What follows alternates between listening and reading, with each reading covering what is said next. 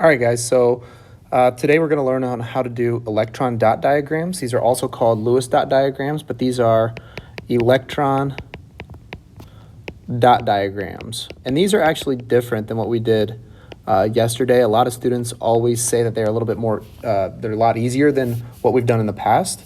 So how do you do these? These are going to still show us the number of valence electrons, and remember that valence electrons have the highest energy, okay? They're the ones that are have the ability to travel really far away from the nucleus of an atom, and they can travel really close.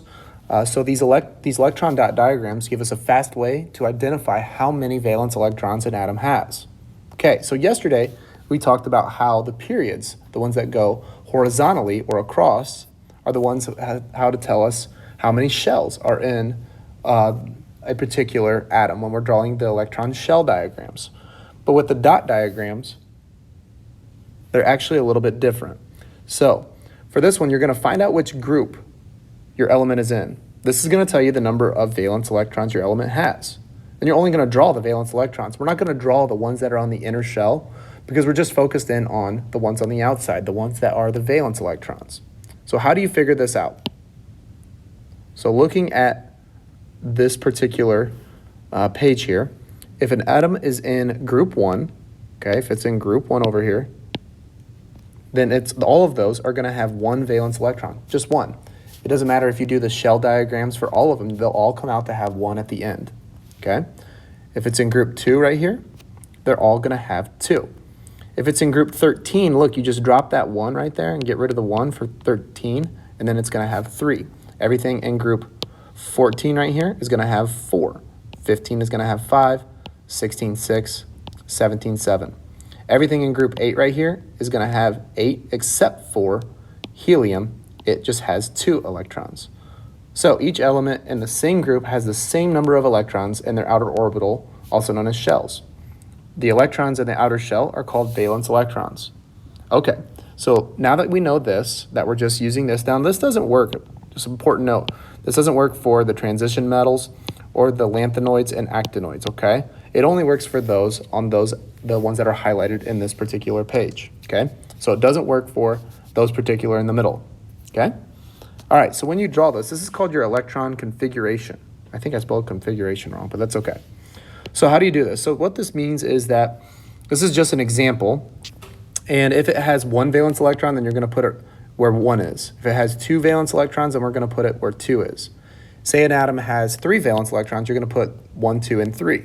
So 1, 2, and 3. If it has 4, you're going to do 1, 2, 3, 4, so on and so on. If it has 5, you're going to do 5, 6, you're going to have all the way to 6. You're going to highlight them all in, just like that, okay? So this is just a configuration on how to do it.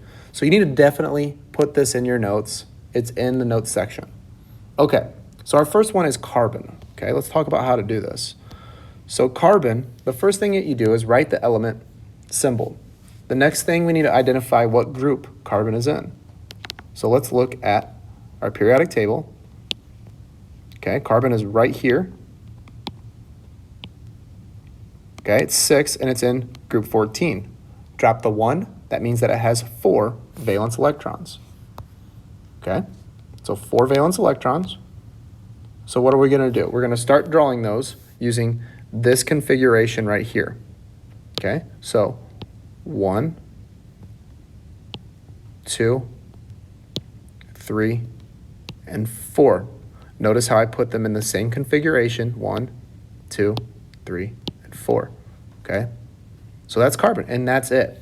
Now it has 6 total electrons, but those 2 ones in the inner shell we're not as worried about. We just want to know valence electrons, okay? All right, let's move on. Let's do the same thing for hydrogen. Okay, let's go look at our periodic table. Okay, hydrogen's over here. So it has 1 because it's in the first period. Okay, so we know it has 1. So literally, hydrogen's just going to look like this. Okay. Let's look at phosphorus. So P,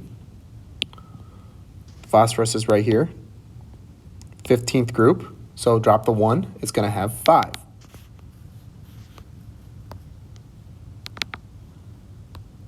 So using that configuration that we just looked at, okay, I'll draw that configuration real quick here.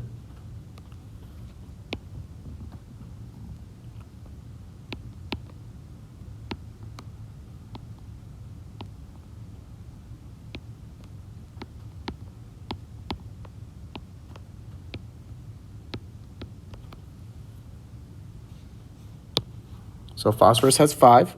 So 1, 2, 3, 4, 5. So it looks like that. Next one is calcium right here. Okay, calcium. So let's go back to our periodic table. Calcium's right here. It's in the second period, so it just has 2. So 1 and 2. And that's it. Now it has more electrons than that, but we're just worried about the ones in the outermost shell or the highest energy. Let's look at argon.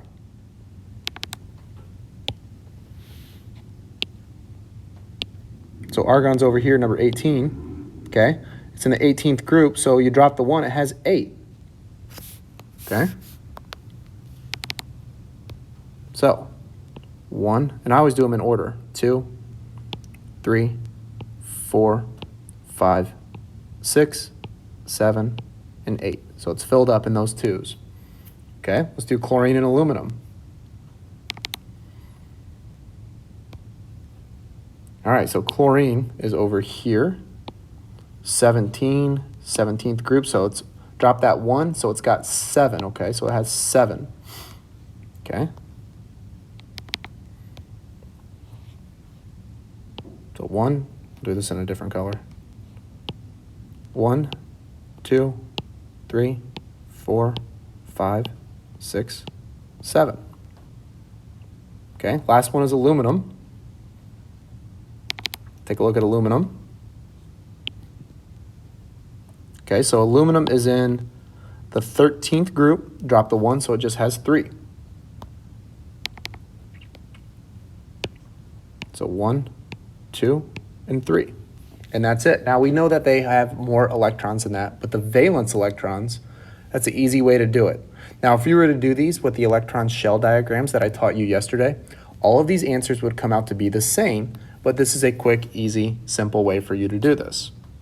Okay, so for this, what you're gonna do now is you're gonna grab the assignment, the electron dot diagram worksheet that your substitute teacher has for you right now. If you are virtual, then what you could do is you could screenshot that particular assignment, and then you can mark it up on your iPad and save it in the photos section of your iPad.